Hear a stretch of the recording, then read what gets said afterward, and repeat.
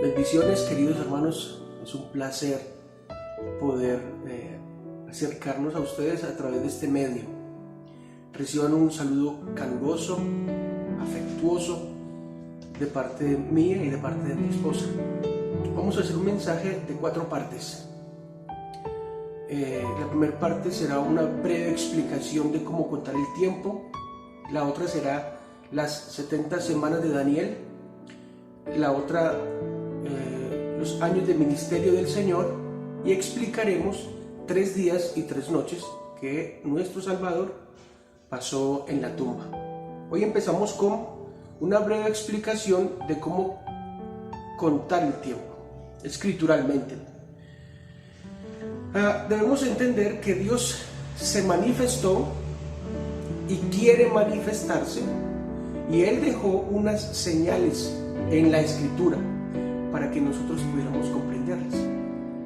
Entonces, para que podamos comprender las profecías y cómo el Creador le daría cumplimiento a las mismas, debemos saber cómo contar el tiempo de manera bíblica, cómo se cuenta el tiempo en la Biblia. Debemos saber cómo inicia un día, cómo inicia un mes, cómo inicia un año y cuándo decidió Dios en que se encontraría con su pueblo, con usted, conmigo y con nuestros hermanos los judíos. Génesis capítulo 1, versículo 14, dice la Escritura: dijo luego Dios, hayan lumbreras en la expansión de los cielos para separar el día de la noche y sirvan de señales para las estaciones, para los días y años, y sean por lumbreras en la expansión de los cielos y para alumbrar sobre la tierra. Y fue así. Hayan lumbreras, dice la Escritura, en la expansión. ¿Para qué? 1. Para que sirvan de señal de cuándo inicia un día. Sirvan de señal para que sepamos cuándo inicia un año. Sirvan de señal para que sepamos las estaciones. Es decir, esa palabra estaciones es el equivalente a fiestas y a la palabra hebrea moed o moedim. Y también dijo que esas señales sirvan para alumbrar sobre la tierra. Un objetivo muy amplio le dio Dios al sol, la luna y las estrellas. No tiene nada que ver esto con asuntos de hechicería o de horóscopo, no. Esas son el sol, la luna y las estrellas. Dios las puso para que nosotros pudiéramos contar el tiempo. Ahora, un día, dice, ¿cómo inicia un día?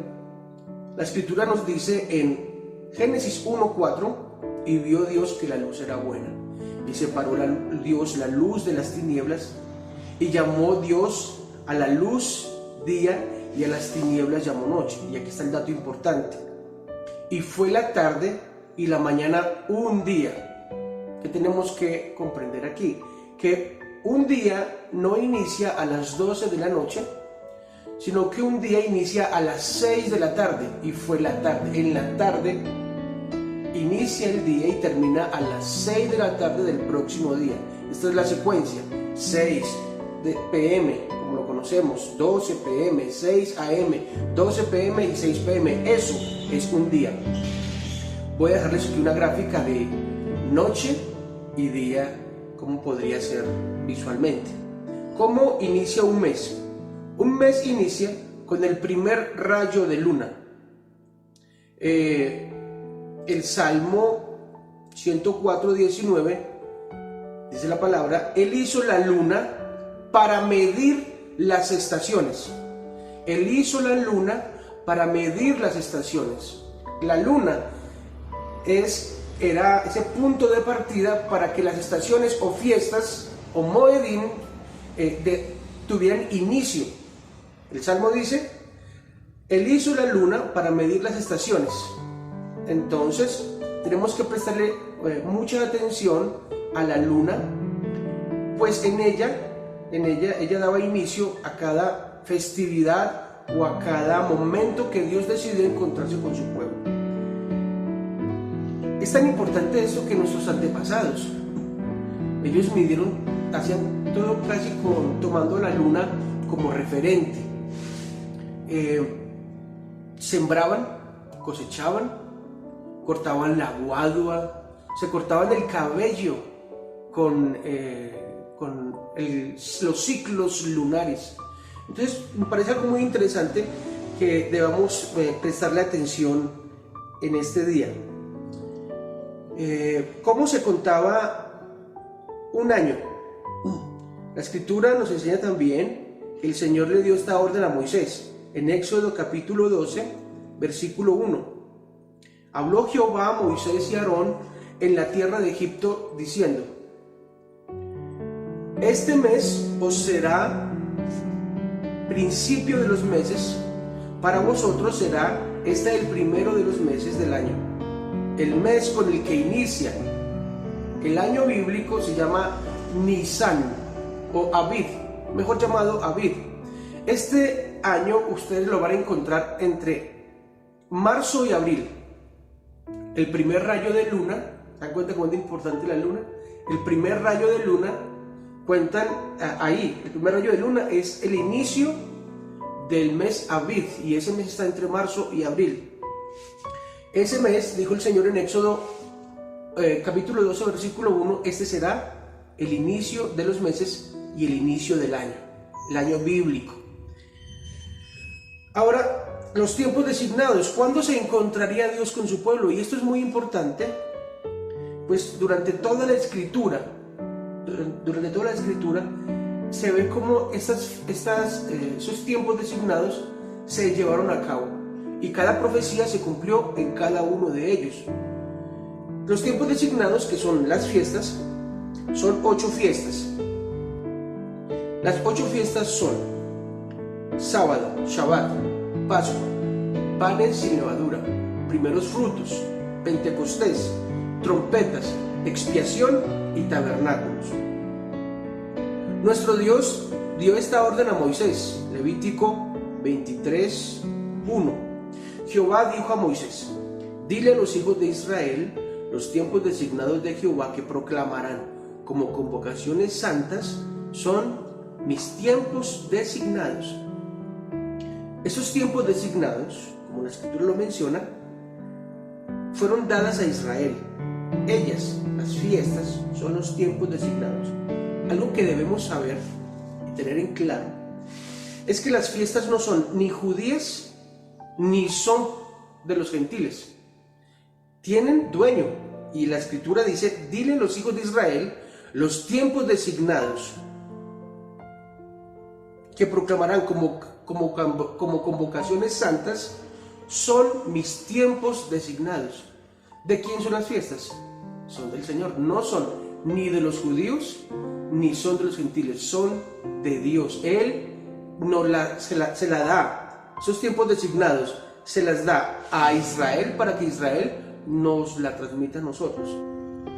Esos tiempos designados, más conocidos como fiestas, es la palabra hebrea moed o moedim, y significan una cita, un tiempo fijo o un tiempo del año, un ciclo del año, una asamblea, un tiempo exacto y fijo. Y otra palabra hebrea que se debe comprender es convocación o mikwa. Realmente significa ensayos, convocaciones santas. Lo que significa es que Dios prometió a su pueblo del pacto que Él se encontraría con ellos en una convocación o un ensayo anual, en un tiempo apuntado y fijo. Ahora debemos preguntarnos, ¿un ensayo para qué? ¿Para qué Dios programó un ensayo anual con su pueblo? ¿Cuál era la razón de que Dios programó un ensayo anual?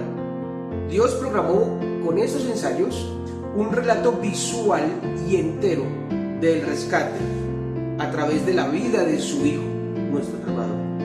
Así que cuando Él viniera, su pueblo del pacto podría reconocerlo y podría aceptarlo como rey.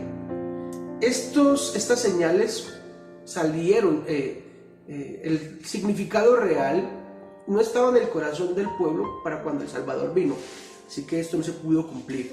Esperemos que nosotros podamos comprenderlo y podamos conocer las señales que Él dejó para su segunda venida.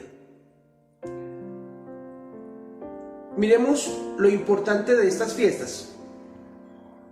¿Por qué son tan claves? ¿Por qué debemos prestarle atención? Primero, Jesús nació en una fiesta. Se perdió a María y a José después de una fiesta. Inició su ministerio en una fiesta. Murió en una fiesta. Resucitó en una fiesta. Pentecostés fue en una fiesta. De hecho, Pentecostés es una fiesta. Y Él vendrá por segunda vez en una fiesta. Es muy importante entonces que le prestemos atención a estos moedim o a estos tiempos designados dados por Dios. ¿No cree usted que deberíamos prestarle atención a este tema que lo llamaremos el reloj de Dios? O realmente, este es el reloj de Dios, los tiempos designados. Estos tiempos donde Dios quiso encontrarse con su pueblo. Corrijamos algo importante. Ya no digamos que Israel es el reloj de Dios. Digamos que las fiestas son el reloj de Dios. El reloj. Unos tiempos designados que Dios le dio a Israel para que Israel, como nuestro hermano mayor, nos la transmitiera a nosotros. Corrijámoslo entonces. Ya no digamos que Israel es el reloj de Dios, sino que las fiestas son el reloj de Dios. Las fiestas son los tiempos que Dios designó para que en ellas se cumplieran las profecías. En otras palabras, son tiempos proféticos donde Dios se manifestaría a su pueblo. El apóstol Pablo escribió a los creyentes gentiles de Colosas diciendo: las fiestas de Jehová, la luna nueva, el Shabbat, eran una sombra de las cosas por venir para enseñarnos acerca del Mesías. Colosenses 2:16. Usted lo puede leer ahí en su casa. Hagamos una pregunta. ¿Por qué el Señor dijo que vendría como ladrón en la noche? ¿A qué se refería cuando dijo esto? Entonces miremos una tradición que hubo en el tiempo del tabernáculo. Sacerdotes por tiempos cuidaban el fuego, que no se apagara, no podía apagarse el fuego. El sacerdote de turno estaba ahí cuidando. De repente, en el calor del fuego, a él le daba sueño y se quedaba dormido alrededor del fuego, justo al lado del fuego. El sumo sacerdote venía de noche y lo descubría durmiendo y sacaba brasas del fuego y lo colocaba alrededor de sus vestiduras, lo que despertaba a este sacerdote sorprendido con sus vestiduras encendidas y el sumo sacerdote allí. Pero estaba el otro sacerdote. Toda la noche, y aunque le daba sueño, estaba vigilando, velando que ese fuego no se apagara. Cuando estaba dándole sueño, estaba activo. Entonces llegaba el sumo sacerdote y lo veía despierto, se sentaba con él y compartían el resto de noche. Pregunto, ¿para quién el sumo sacerdote llegó como ladrón en la noche? Para el que se durmió, ¿verdad? Entonces, nuestro Salvador va a venir como ladrón en la noche para aquellos que no lo esperan, para aquellos que lo esperan el día inadecuado, para aquellos que no entienden su venida. Hoy debemos preocuparnos por esto y por conocer los tiempos para que Él no venga sobre nosotros como ladrón en la noche. También hay algo muy importante. No pensemos que por hablar de las fiestas dadas a Israel nos vamos a volver judíos o vamos a adoptar sus prácticas o tradiciones. No. no es el objetivo de esta charla o de hablar de las fiestas. Pero sí es nuestra responsabilidad como estudiantes de la palabra aprender a contar los tiempos de Dios y cuando Él dijo que se manifestaría a su pueblo. De esta manera, cuando Él venga, para nosotros Él no va a llegar como ladrón en la noche. Si aprendemos a contar el tiempo, entonces sabremos como las vírgenes y estaremos como esas vírgenes prudentes que guardaron aceite, se prepararon y escucharon cuando llegó el Señor.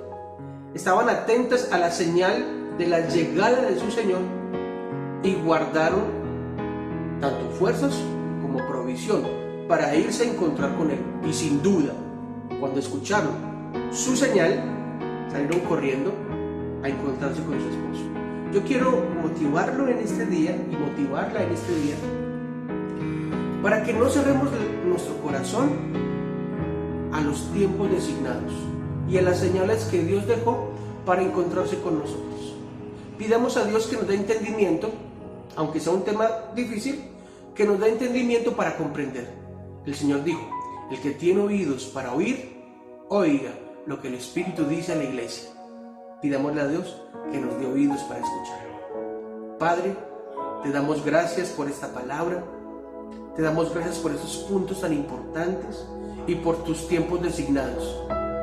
Queremos también encontrarnos contigo.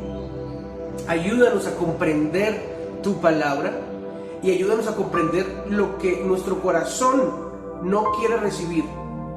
Permite que toda información antes dada no tenga tanta fuerza para recibir lo que está en tu corazón. No lo que este hombre enseña, no lo que yo enseño, Padre, sino lo que está en tu palabra. Danos entendimiento para entender. Danos oídos para oír tu palabra gloriosa.